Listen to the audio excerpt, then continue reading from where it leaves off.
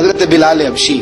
اب سیدنا صدیق اکبر فرماتے ہیں کہ رسول پاک گزرے، بلال کو مار پڑ رہی تھی، میرے حبیب پاک کی آنکھوں میں آنسو آ گئے. بے خبر ہو جو غلاموں سے وہ آقا کیا ہے. حضور کی آنکھوں میں آنسو، اور حضور نے دعا فرمائی کہ یا اللہ میرے بلال کو نجات دے دے، یا اللہ میرے بلال کو نجات دے دے. رسول پاک یہ کہہ کے گزر گئے. ایک کونے میں، حرم شریف کے کونے میں بیٹھ کے رسول پاک رو رہے ہیں. جناب صدیق اکبر نے کہا حضور کیا ہوا؟ فرمایا ابو بکر سوچ رہا ہوں خدا اگر مجھے پیسے دے تو میں بلال کو خرید لوں، اگر رب پیسے دے تو خرید لوں، سوچ رہا ہوں.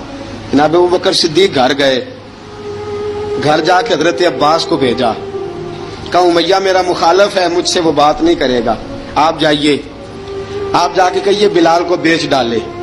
حضرت عباس نے جا کے کہا بلال کو بیچ دو. کہنے لگا میری قیمت بہت زیادہ ہے، 50 دینار کا میں نے خریدا ہے اور میں منافع لے کے بیچوں گا. حضرت عباس نے آ کے جناب صدیق اکبر کو بتایا تو ابو بکر صدیق فرمانے لگے چل مجھے ساتھ ہی لے جا، دیکھ لیتے. پہنچے، جب ابو بکر صدیق کو آتے دیکھا نا تو چڑھ گیا. کہنے لگا ابو بکر اگر تو بلال کو خریدنا چاہے تو وہ جو تیرے پاس رومی غلام ہے وہ مجھے دینا پڑے گا، 2 لونڈیاں اس کے ساتھ دینی پڑیں گی، اور یہ 50 دینار کا ہے، میں تجھ سے 2000 دینار لوں گا. 50 دینار کا ہے، 2000 دینار لوں گا. حضرت صدیق اکبر رضی اللہ تعالیٰ عنہ نے فرمایا مجھے منظور ہے، مجھے منظور ہے، منظور ہے مجھے.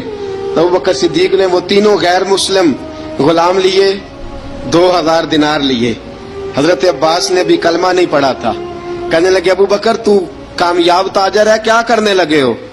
تو حضرت ابو بکر صدیق کہنے لگے آپ نے بھی کلمہ نہیں پڑھا، آپ کو اس سودے کا پتہ نہیں، آپ ابھی اس لذت آشنائی سے واقف نہیں، آپ نے بھی یہ ذائقہ چکھا نہیں، آپ ابھی اس راہ سے گزرے نہیں، آپ کو پتہ نہیں یہ بھی ایک ذائقہ ہے، یہ بھی ایک سودا ہے، یہ بھی ایک لذت ہے، یہ بھی ایک گہرائی ہے، یہ بھی ایک مزہ ہے، اس کا بھی آپ کو علم نہیں، آپ نے کلمہ نہیں نہ پڑھا. محبت کو سمجھنا ہے تو نہ سے خود محبت کر، کنارے سے کبھی اندازہ طوفان نہیں ہوتا. فرمایا ابھی تو راہ گزر میں ہے، کہتے مقام سے گزر، ابھی ذرا آگے چلیں گے نا، جب آپ کلمہ پڑھیں گے تو آپ کو پتہ چلے گا. حضرت سیدنا بلال حبشی کو لینے کے لیے صدیق اکبر پہنچے، 2000 دینار، 3 غلام پڑھے لکھے سیانے سمجھدار. جب دیے نا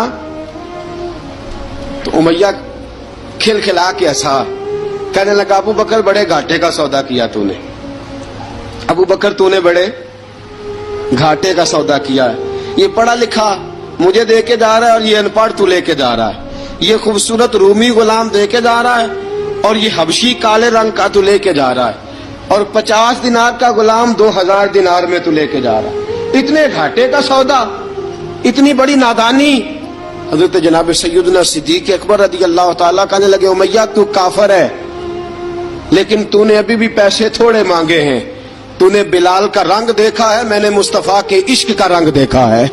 فرمایا تو ابھی اس کے رنگ میں الجھا ہوا ہے اور میں جو اس کے باطن کا حسن ہے وہاں تک پہنچ گیا ہوں.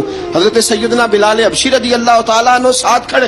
ابو بکر صدیق رضی اللہ تعالیٰ عنہ نے ارشاد فرمایا اگر میں یمن کا حکمران ہوتا، یمن کا بادشاہ ہوتا، اور تو مجھے کہتا کہ بلال میں تب دوں گا جب تو مجھے یمن کی حکمرانی دے گا. فرمایا میں تجھے یمن کی حکمرانی بھی دے دیتا لیکن بلال کو ضرور خرید کے لے جاتا. حضرت بلال حبشی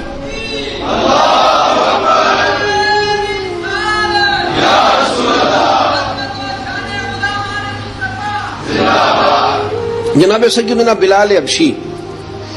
حضرت سیدنا ابو بکر صدیق فرماتے ہیں جب میں بلال کو لینے گیا تو حال پتہ کیا تھا؟ ادھر دیکھیے گا. فرماتے کہ ٹانگیں اوپر کر کے نا جس طرح آدمی رکوع میں بیٹھتا ہے اس طرح کر کے نا ٹانگیں، اور سر پھر زمین کو لگا کے اس طرح سجدے میں آپ جاتے ہیں، لیکن بالکل ٹانگوں کے ساتھ سر رکھ کے. فرماتے 4 بھاری چکیاں ریت پہ حضرت بلال تھے، ان کے اوپر چکیاں رکھی ہوئی تھی، اور فرماتے ہیں حضرت بلال تھوڑی تھوڑی حرکت کرتے تھے تو وہ چکیاں جسم کے ساتھ لگتی تھی نا، پارٹ ان کے. فرماتے زخم بن گئے تھے، خون نکلتا تھا. فرماتے میں نے وہاں سے جا کے حضرت بلال کو نکالا، پیسے دیے، لے کے آیا تو جناب بلال کہنے لگے جلدی جلدی چلو حضور کے پاس. ذرا جلدی جلدی چلو، در مصطفیٰ پہ جلدی کرو. تو جناب سیدنا بلال حبشی رضی اللہ تعالیٰ عنہ کے جواب میں حضرت ابوبکر صدیق کہنے لگے بلال جلدی نہ کر، جب میں آیا تھا تو حضور تیرے لیے آنسو بہا رہے تھے.